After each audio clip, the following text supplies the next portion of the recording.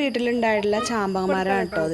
ഇത് നിറച്ച് ചാമ്പങ്ങ ഉണ്ടായിട്ടുണ്ട്. അപ്പോൾ ഫസ്റ്റായിട്ടാണ് ചാമ്പങ്ങ ഉണ്ടായിട്ടുള്ളത് കേട്ടോ. അതുമേ ചാമ്പങ്ങ നട്ടിട്ട് നമ്മൾ 2 വർഷമായിട്ടുള്ളൂ കേട്ടോ. അപ്പോഴേക്കും നന്നായിട്ട് ചാമ്പങ്ങ ഉണ്ടായിട്ടുണ്ട്.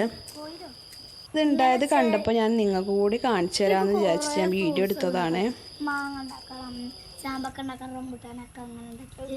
ഓരോ ഇത്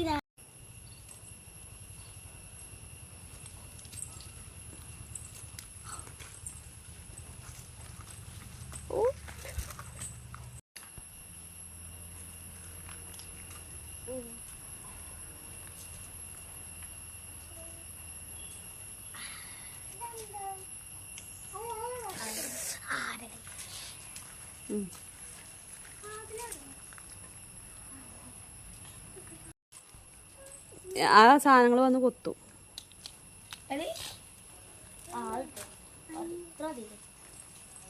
ഇനിയൊക്കെ വലുതായിക്കോട്ടെ അല്ലേ മാം?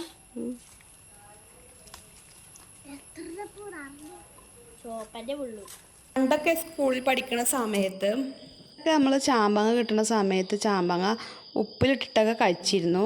അപ്പോൾ നമ്മളിന്ന് വെറൈറ്റി ആയിട്ടൊന്ന് ചെയ്താലോ എന്ന് വിചാരിച്ചു. അപ്പോൾ ഉപ്പിലിട്ടിട്ട് കഴിക്കാനൊന്നുമുള്ള ഒരിത് ഇല്ല കേട്ടോ. അപ്പോൾ ഇത് പെട്ടെന്ന് കഴിക്കണം എന്നുള്ളതിൽ ഞങ്ങൾ ചാമ്പങ്ങ കട്ട് ചെയ്തെടുക്കുന്നുണ്ട്.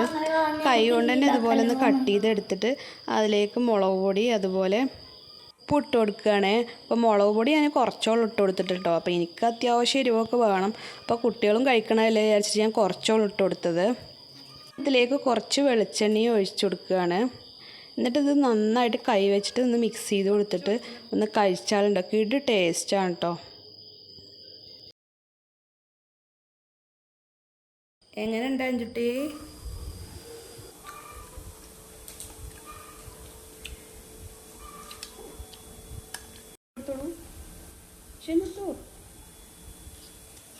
അന്നെടുത്തോ?